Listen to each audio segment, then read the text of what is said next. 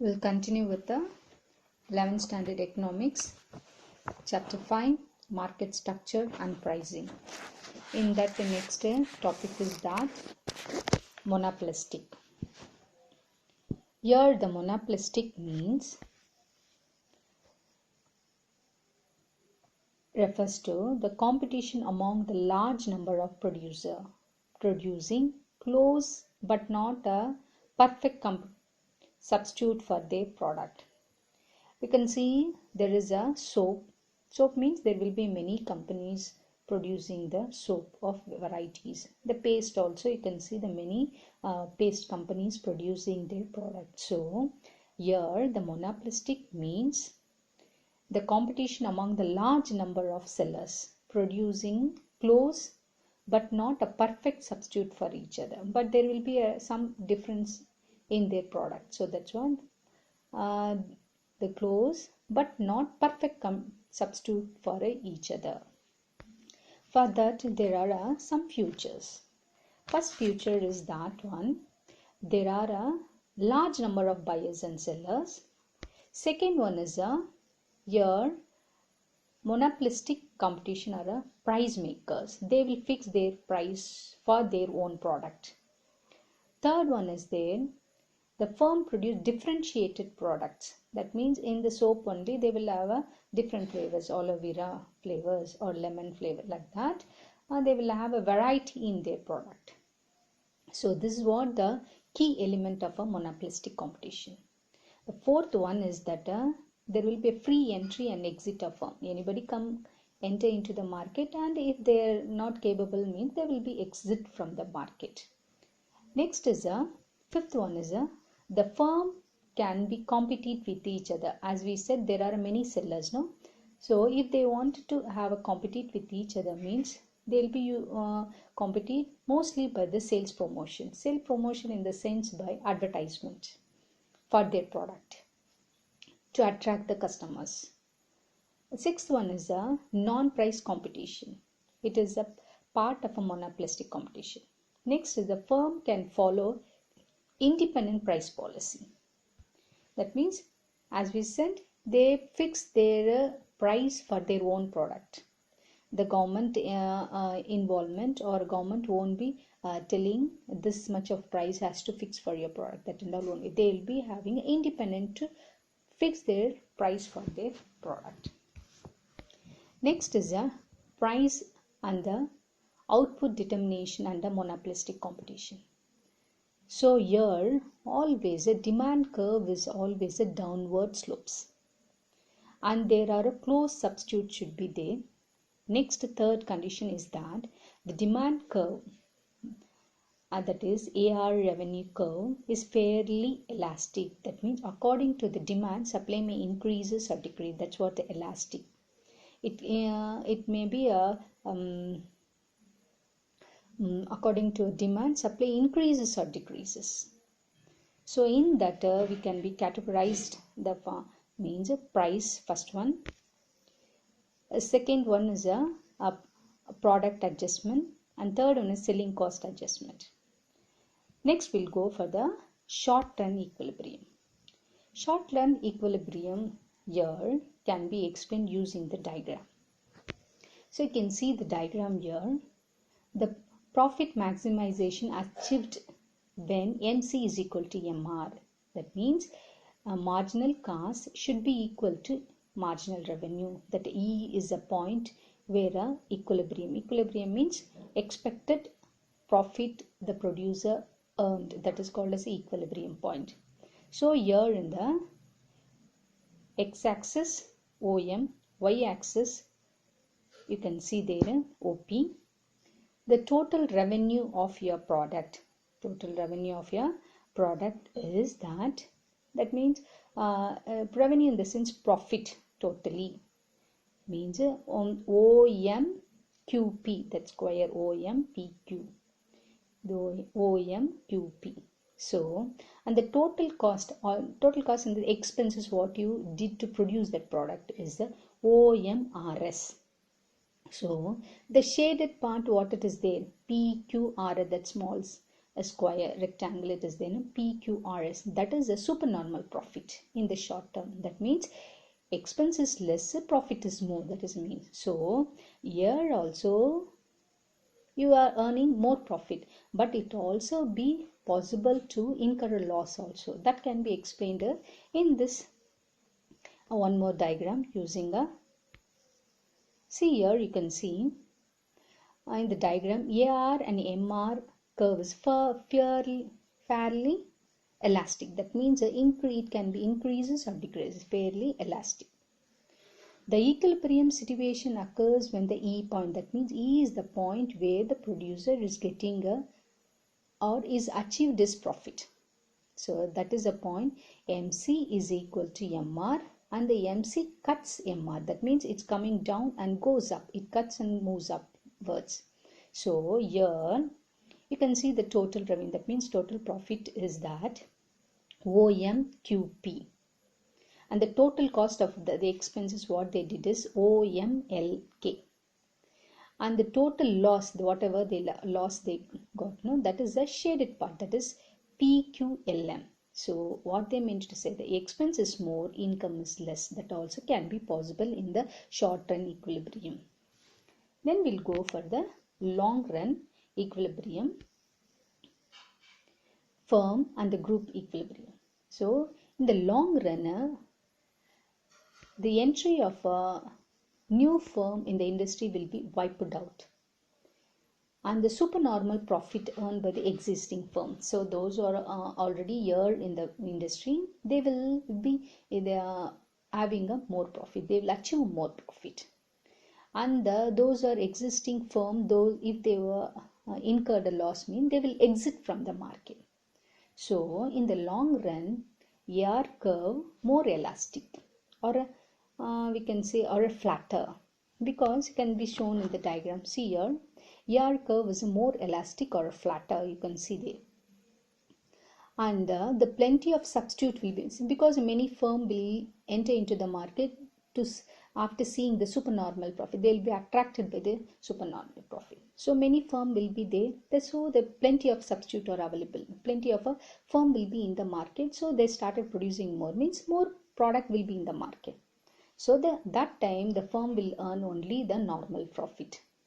So here in the diagram you can see E is a point, as we said, producer achieved this profit. You can see OM x-axis, OP y-axis, MQ is where the expense is made, the cost, average cost as made. So here in the long run average cost, AR is equal to AC, and the MC should be equal to MR. That means average revenue should be equal to AR, MC should be equal to MR. That means marginal cost should be equal to marginal revenue. That means here they earn only the normal profit, not supernormal profit. AR is a tangent, a flatter, elastic, it will be there. So there are the two conditions. Two conditions for the long run. That means MC should be equal to MR, that is marginal cost should be equal to marginal revenue. AC should be equal to AR, average cost should be equal to average revenue. For the short term, the only one condition, that is MC should be equal to MR. Next we'll go for the wastage of a monopolistic competition. In this first one is ideal capacity. So the companies or firms already in the market, they will use that means they will use all the resources optimum. They will use, because they want to give optimum output, they will use as much as possible. But there will be also the resources which is unused resources also will be available. But the firm, they won't use that resources, because if they produce beyond the limit means there will be nobody to buy a product, because the product what you produce already bought or purchased by all. So if you produce beyond that limit means nobody is there to buy your product. If you produce also, nobody will buy. That means loss for you. So that time what the producer will do, they will stop producing the product. So if you produce means what the causes will be there means the society will get a large quantity with a lower price will get. If you spending so much of money, you are getting a less profit means what is the use, loss for a company. So that time they will stop producing the product. If they stop manufacturing a product means what will happen, there will be unemployment. That is the next one, unemployment will be there. So as a result, productivity capacity not used at the full extent means they will stop producing. If they stop producing means the unemployment of human resources will be in the society. Next, one more thing is advertisement. So this monopolistic competition, the more expenses made on advertisement because they wanted to compete with the other sellers. So whatever the expenses made on that advertisement will automatically it lead to the high cost to the customers. And also in the advertisement they will cheat the customers. It is possible to give a false information for the product also will happen. Next one is too many of variety. Because there are more sellers are there, there was a more variety of goods will be there. So that is not needed. So a reasonable number of variety will be sufficient in the market because the customers also will get confused what to choose, what to purchase. So next is the insufficient firm. Here in the insufficient firm, whatever worth there in the market, they'll fix the higher price. If you are insufficient means they should be exit from the market. But they won't exit because the buyer is prefer for the product mostly due to the emotional one. Already what they are usually using that product only they wanted to buy. So in that case, inefficient firm will be continued in the market. They won't exit. That also will be happen. And sometimes other also will be happen. Means efficient firm cannot spend their money on advertisement to attract the buyers. That also will be happened. So the consumer are mostly emotional rather than the rational. Next is a monopsony. Monopsony means the market structure which there is only one buyer will be there. The only customer will have a power in the market. This monopsony is analogous. That means similar to monopoly only. So he will be in the demand side, not in the supply side. According to his demand only, the producer has to supply the product. Next is a bilateral monopoly. Bilateral monopoly. Here in the market, the single producer and the single buyer will be in the market for the product. Next, duopoly. Duopoly means there will be two sellers. Both sellers are completely independent. No agreement exists between two of them. If they change the price of and the output of one will affect the others, their rival will affect. We can give example means in India, petroleum, Bharat Petroleum, Indian Oil, both are the petroleum product selling in India. So if one company, the Bharat Petroleum, increases price means the other also, Indian Oil also has to increase the price. If they did not do means other rival will be affected. The people will go for those are selling only the less price. So to avoid that one, they will see what their opponent what they're doing, their rival what they're doing. They will see that. So the character of this is that first one, each seller is fully aware of his rivals and motive and their action, whatever is going on, they will keenly observe that. Second one, both the seller may be agreed on all the matters. They will understand each other in all the matters selling the commodities. Next, third one is that they are entering into cutthroat competition. That means whatever they fix the price, that only the price. Next one is there is no product differentiation. Both will be in the same product. The petroleum means petrol only. Nothing will be differ in that. Next one is that they fix a price for their product to earn more profit only. The motive is to earn more profit. Next is a oligopoly. Here is the firm selling a homogeneous differentiated product or differentiated. For example, oil company, as I said. And also we can give one more example as a flight. And Air India, Kingfishers is there, no?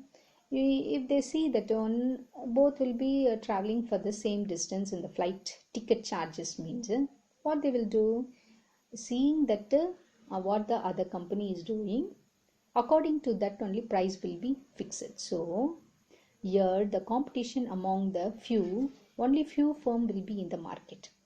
So the action of one firm will be, or the action of one firm is likely to affect the other firm.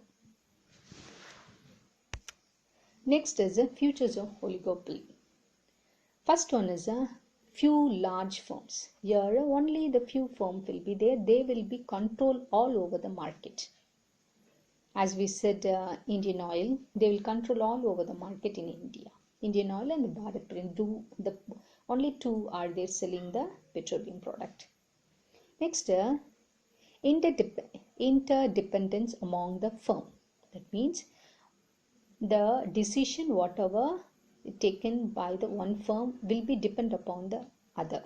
That means the price fixing, the decision making should be seen by the others. Whoever is there arrivable for that, according to that one, they will fix the price. Next, group behavior.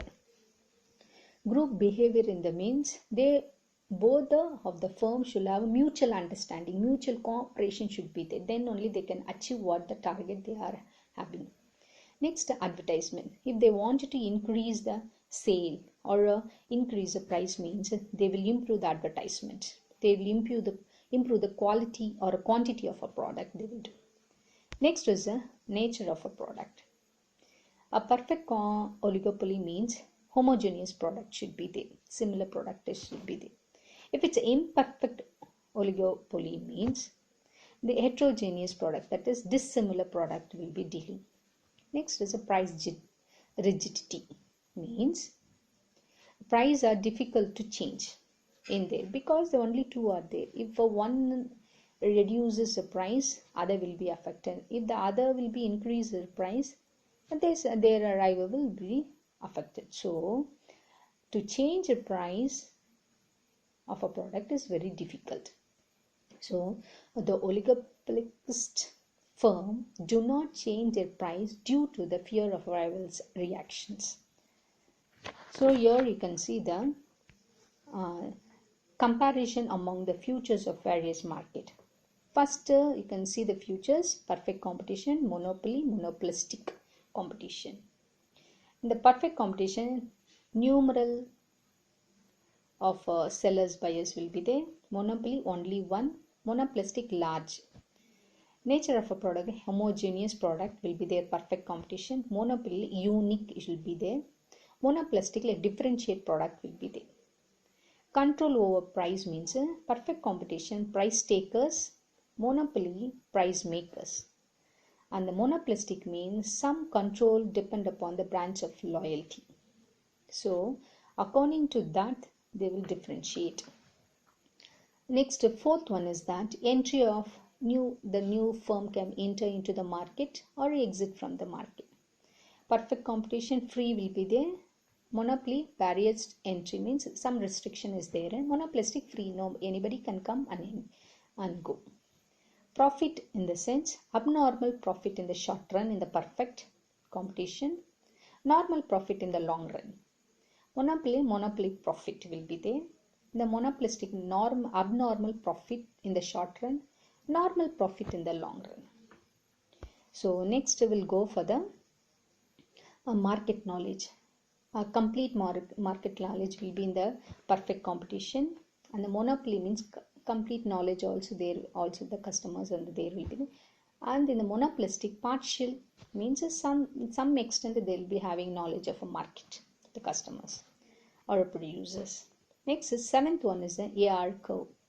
As we said, perfect competition, x-axis perfectly elastic. Monopoly fairly flat or more elastic. Monopolistic steep down, highly inelastic. Quantity very large will be in the perfect, less compared to perfect competition in the monopoly. Monopolistic substantial will be there. Next, ninth one means price, uniform and low price in the perfect. Monopoly high price, monopolistic moderate. 10th one, market power, perfect competition is a nil. Monopoly absolute competition will be there. Monopolistic they will be have a limited product. That means only two firm will be there, so limited competition will be there, and the limited power will be in the market. So these are all about the lesson 5.